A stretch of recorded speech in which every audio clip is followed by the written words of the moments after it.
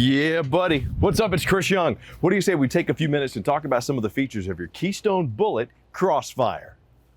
We're going to talk a little bit about your Keystone Bullet Crossfire. Time to meet your new RV. Right up front, you're going to see this one has the LCI, the Lippert Components powered tongue jack. Now, I mean, pretty much self-explanatory. You got your little LED light right there for some nighttime hitching, retracting and extending. Extending obviously lifts the camper, retract reduces it because you're pulling the leg back up.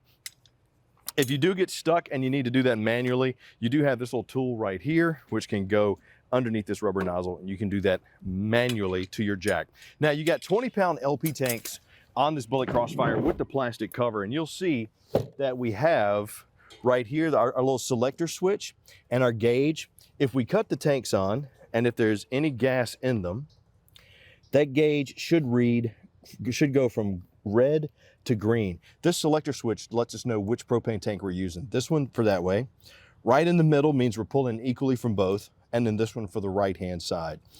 So we're gonna go right over here. I'm gonna close these back up. You also have your battery box right there with your battery hookup and your disconnect, all located right there.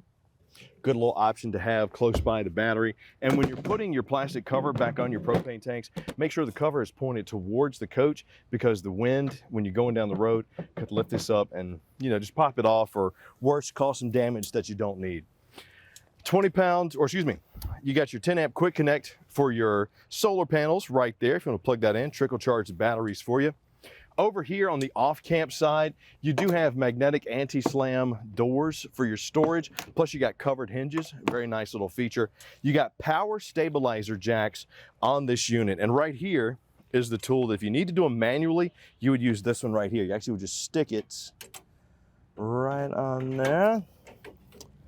Bada bing, bada boom, and you can turn it to get the jacks up and down. Now, these are stabilizer jacks. They are not leveling jacks, which means once they come down and hit the ground and they start making noise, stop. You don't want to go any further.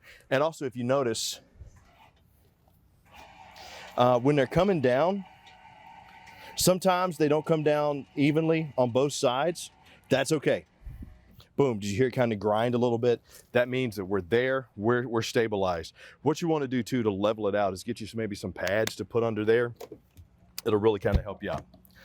You got your freshwater connection and your city water connection with the little vent valve right there. If you are going to be filling up from a well, if you're going to be using the freshwater tank, you're going to be filling up from a well, just make sure to flush it out with vinegar every once in a while, because well water can sometimes have sulfur, which deposits on the bottom of the tank. It just causes a really bad smell.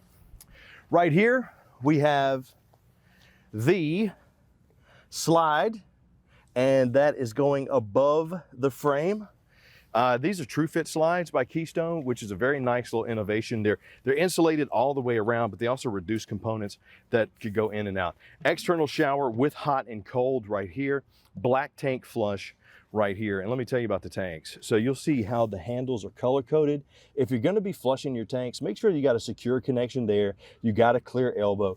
Dump the black tank first and then dump the gray, just to kind of clean everything out. But if you're hooked up, you don't really need to leave them open all the time. You do want some fluid in there, because the black tank, the waste that collects in there can get a pyramid effect if there's not enough fluid. And then when you're washing it out with the black tank flush, make sure that black tank is open and it's connected somewhere, so that you're not standing here with the open valve spraying out the black tank, because look where your feet are.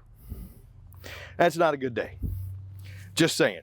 You are also going to have your 30 amp cord right here. Make sure that's secure in and tight. You got your sewer hose storage containment right there. Sometimes it'll be on the bumper of your Bullet Crossfire. And then always check the post when you are plugged in to make sure that you are on. As you can see, we're in the 30 amp right here, so 30 amp on. We don't need the 50 amp because we're not plugged in. Just make sure that's there. Spare tire mounted right here. Back of the refrigerator right there, so if you need to access it, you can. Steel fold-up steps leading us into the entry point. Plus, you have the Solera power awning on this one with the LED light strip. It does have the adjustable pitch on it, so you just pull it to adjust that pitch. That'll help get the rain off, but make sure that when you do adjust the pitch, you get it back, because you don't want it cockeyed when you roll it back in. That could cause some damage. And if you do need to do it manually, you'll notice there's a little rubber stopper right there. Pop that out. There's a 7/16 drive that you can easily get it out. Now, you have a Dometic water heater on the Keystone Bullet Crossfires. As you can see, pressure release valve right here, spark igniter here. This is a fail-safe. You see this little bubble wrapped on this fuse right here. If you do have problems, you can directly connect this to this connector right here to make sure it's working, but this is a fail-safe. If this burns out, sure, you can plug this in to the connector. I wouldn't advise it. If this burns, that means something's wrong. You need to bring it in and have our service folks take a look at it. You do have your cap right there, and this tube, you could easily get some pipe cleaners and clean that out, because the propane has this thing in it called mercaptan that has a smell to it that bugs and critters really like. So if you see dirt daubers or spiders, or if it's been in storage, just get you a pipe cleaner and clean this out, because that'll cause some backflash on you. And also, if you come out and you see there's like some debris up the side of the water heater, that means this needs to be cleaned out too. Right over here beside us, we have the back of our Dometic 20K BTU furnace. Just make sure when you're setting up out here, you don't put any chairs behind that, because that's a hot air valve. That A, it won't be very comfortable, but B, stuff on me. B, that heat could also cause something to catch fire. So just be careful. Single axle on the Bullet Crossfires. You'll see on the steel rims there, the Dexter Easy Lube axles. About every 1,000 miles, give that Easy Lube, 1 or 2 pumps, no more than that. You don't want to overdo it and blow one of the seals. And about every year, get one of our service techs to take a look at it for you. External speakers, marine grade right there, sealed safety windows all the way around, GFCI outlet right here. And what do you say we now go take a look on the inside of our Bullet Crossfire by Keystone? First thing you probably want to look for when you walk into your Bullet Crossfire is your control panel. This is where you're going to do everything from run out the slides or the glide room to the awnings, to check the tanks and the battery, cut on the lights. If you are using the fresh tank and you're not hooked up to city water, this is where you can cut on the water pump. What that's going to do is prime the pump until it's primed, and then it'll cut off. And then next time you go to use a faucet, the pump will cut back on. Your water heater is gas electric. And with this one, if you cut this on and it doesn't fire, then what you want to do is go out and take a look at it, make sure that there's nothing blocking the tube, or maybe the panel, because with those Dometics, the panel is right there on the outside. It's kind of exposed, and those can break easily, so you got to kind of watch that. But if it's not working, bring it in. Our folks will fix it for you. With your battery, if you're plugged into shore power, you should be at full, which means you can do everything from run out the slides to the whole nine. If you are working off the coach battery and your battery reads less than 2/3, chances are you don't have enough juice to run the slides out. So just check on that. If you say, wait a minute, I'm not getting any power, check the battery, disconnect, make sure the circuit breaker is popped on with the power post, and then you should get some juice there. With your tanks, if you notice that your gray tank or your black tank, if you flush them out and it's still showing that you have stuff in there, they have sensors on them that can have that if there's 2 sensors, and if there's water in between them, even if it's just moisture on the side of the tank, it can give you a false reading. So give it about 15 minutes, let that water drip down and dry out a little bit. Then when you go back, it should read empty. Run out my slides, my lights, the whole nine. Now, the Bullet Crossfires come with the Dometic fridge freezer combo that runs on both gas and electric. And you'll see right here, we got the automatic switch, up for gas, down for not. That cuts it off and on. As you can see, it's on now. You got your freezer up top, and down below is your fridge with the cooling controls over here with this little slide nozzle, with this little slide handle on the side. Just be careful, because if you push it up too far or too hard, it'll yank it out. It'll yank this tube out of the controller. This is the drip pan, which feeds into the condensation tube on the back of the refrigerator. And this is the airflow vent that actually cools the fridge down. When you're in here, be sure not to put things in front of that, because that will make sure it's not optimal. It's not going to cool as well as it can be. And these types of fridges, they aren't meant to cool things down, they're meant to keep things cold. So just make sure that you have that there.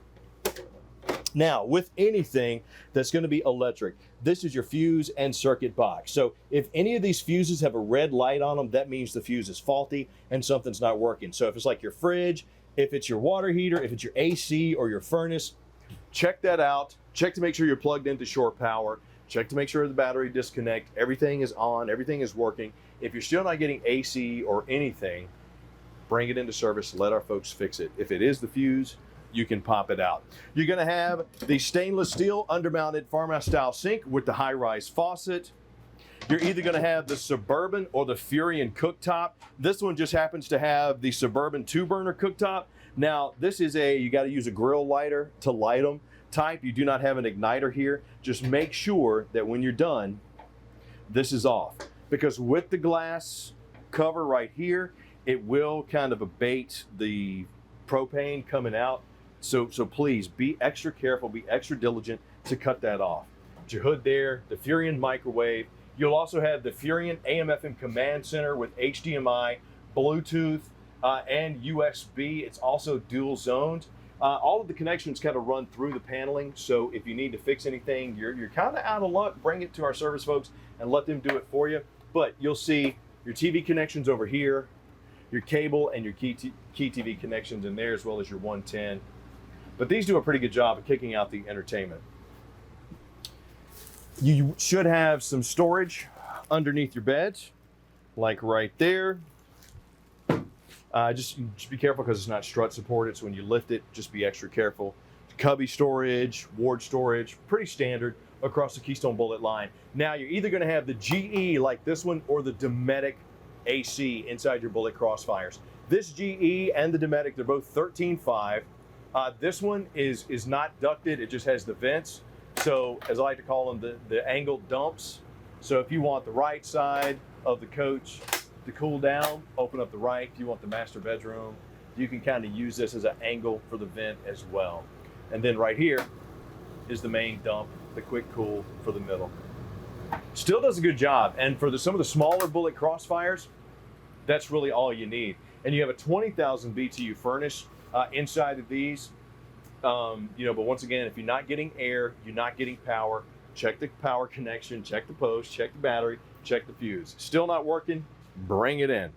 Now, if yours happens to have one of these Thomas Paine love seats or the recliners or the sleeper sofas, some of them will have the storage in the handles.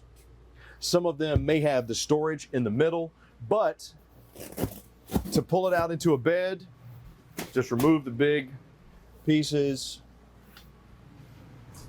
get the legs out, and there you go. Bada bing, bada boom. There's also a table underneath there that you could use inside or out. That's another nice thing about the Bullet Crossfires. All right, furnace controls, AC. You got the plastic bowl with the foot flush like you see here. Got the little rubber stopper in there, the little black seal, the foot flush. Where's my foot flush? There it is. So that activates the water and brings it in. If you notice that the flapper isn't keeping the water or it's not making a good connection, just take some Vaseline, a rubber glove, rub it around the bottom of that seal, and that'll help get your flapper sticking again. If you have one of these Neo angled showers, you should have a shower head like this one right here with the little adjust.